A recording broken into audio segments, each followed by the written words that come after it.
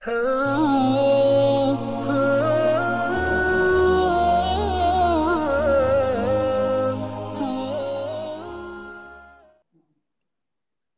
سے یہ سوال ہے، کیا وجہ ہے کہ سالہ سال کئی ہزار طلبہ مدارس اسلامیہ سے فارغ ہوتے ہیں لیکن میدان عمل میں دو چند ہی دیکھنے کو ملتے ہیں؟ ایسا کیوں؟ اس سے تو میں 100% اتفاق نہیں کروں گا۔ میں یہ نہیں کہوں گا کہ ہزاروں فارغ ہو رہے ہیں اور دو چار ہی میدان عمل میں ہیں۔ جی میدان عمل سے مراد اصل میں کون سا میدان ہے، پہلے یہ دیکھنا چاہیے۔ اگر میدان عمل سے ایک سائل کے ذہن میں کوئی خاص میدان ہے اور اس میں اس کو دو تین لوگ نظر آ رہے ہیں تو شاید یہ سوال صحیح ہو، لیکن میدان عمل ایک عام لفظ ہے، ایک جنرل ٹرم ہے، اور جس طریقے سے تبلیغ کا میدان میدان عمل ہے، تدریس کا میدان میدان عمل ہے، امامت کا میدان میدان عمل ہے، سیاست میدان عمل ہے، تجارت میدان عمل ہے، اور اسی طریقے سے بہت سارے میدان ہیں۔ تو آپ ہر ایک کے اندر اگر ہر مدرسے کے بیچ کچھ فضلہ لے آئیں تو میدان عمل کے اندر لوگ موجود ہیں۔ ہاں، یہ کہ اس میدان عمل میں جس میں وہ ہیں اس میں کس حد تک کامیاب ہیں، تو اس کا تعلق صرف مدرسوں سے نہیں ہے، بلکہ اس کا تعلق یونیورسٹیوں سے بھی ہے، اس کا تعلق کالجز سے بھی ہے، کہ کالج اور یونیورسٹیوں سے جو لوگ نکل کر میدان عمل میں آتے ہیں، چاہے وہ سیاست میں آئیں، تجارت میں آئیں، لیڈرشپ میں آئیں، وہ کسی بھی چیز قوم کی قیادت کے اندر آئیں، وہ کس حد تک وہاں کامیاب ہیں۔ تو کامیابی کا جو ریشیو ہے اس کا تعلق، اس کا پیمانہ مدرسہ نہیں، بلکہ اس کا پیمانہ آپ کی ذاتی اپنی صلاحیتیں ہیں اور آپ کا اپنا خلوص اور محنتیں ہیں کہ کتنی محنت کے ساتھ آپ اس میدان عمل کے اندر کام کرتے ہیں۔ اگر آپ کا بیک گراؤنڈ کچھ بھی ہو اور آپ نے محنت خوب کی ہے تو آپ بہت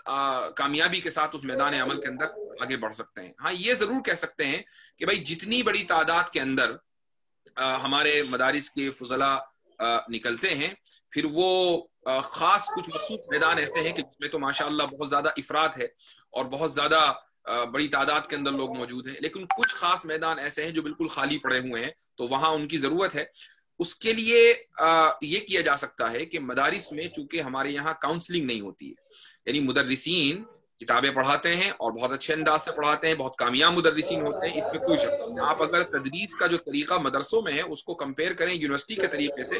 میں نے چونکہ یونیورسٹی میں بھی پڑھا ہے، اور میں نے صرف مشرق کی یونیورسٹی میں نہیں مغرب کی یونیورسٹی میں بھی پڑھا ہے، اور مدرسے کا میں پروڈکٹ ہوں، تو اس لیے میں یہ کہہ سکتا ہوں کہ تدریس کا جو طریقہ مغربی اور مشرقی یونیورسٹیوں کے اندر ہے وہ بالکل، اگر آپ اس کو کمپیئر کریں مدرسوں کے طریقوں سے، تو اس کی مطلب وہ کہیں ٹک نہیں سکتا ہے، کوئی کمپیریزن ہی نہیں ہے۔ کیونکہ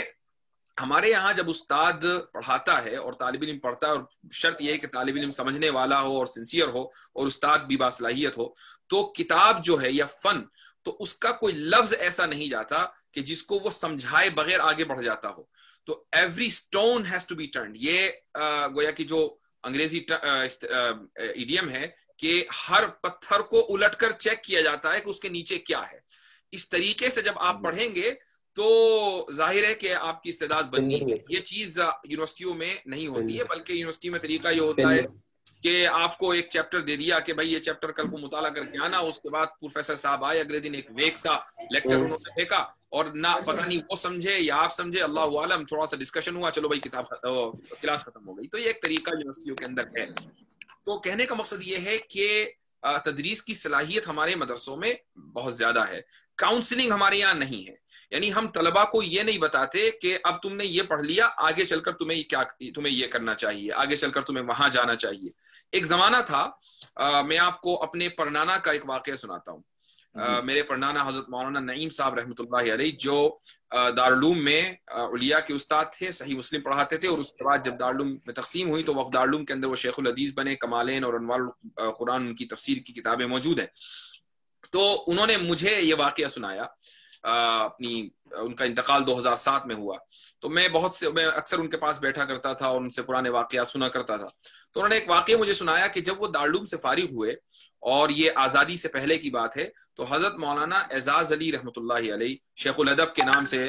جو دارالعلوم کے حلقے میں جانے جاتے ہیں دیوبند کے، تو وہ اپنے اس شاگرد کو سرحد کے ایک مدرسے میں لے کر گئے، یعنی جو پاکستان میں اس وقت ہے،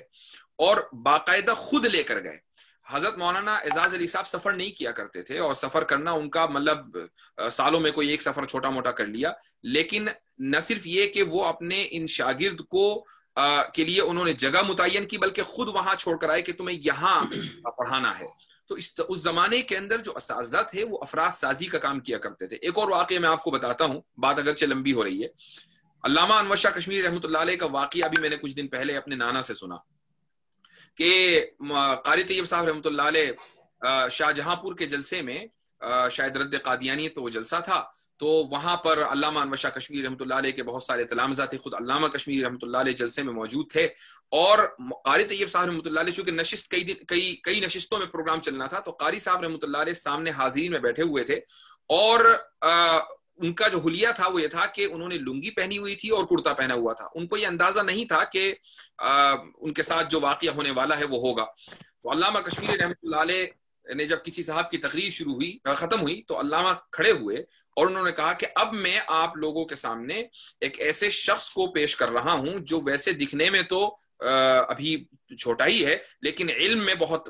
وسیع ہے. اور انہوں نے اس کے بعد قاری طیب صاحب رحمۃ اللہ علیہ کا نام لیا. اب قاری صاحب ہکا بکا رہ گئے کہ میں اچانک اس حلیے کے اندر, اور اب حضرت نے پہلے سے بتایا بھی نہیں ہے اور بلا لیا, تو حضرت وہاں پہنچے قاری صاحب رحمۃ اللہ علیہ. اور یہ قاری صاحب کا بھی کمال تھا کہ علامہ انور شاہ کشمیری رحمۃ اللہ علیہ کے سامنے اور ان کی موجودگی میں بھی انہوں نے بڑی لمبی اور طویل تقریر کر دی. تو کہنے کا مقصد یہ ہے کہ اساتذہ جو ہے رجال سازی کیا کرتے تھے, اور گائیڈنس پوری ان کی اساتذہ کی اپنے طلباء کے ساتھ رہتی تھی, اور اسی لیے اتنے کامل لوگ ہماری صفوں کے اندر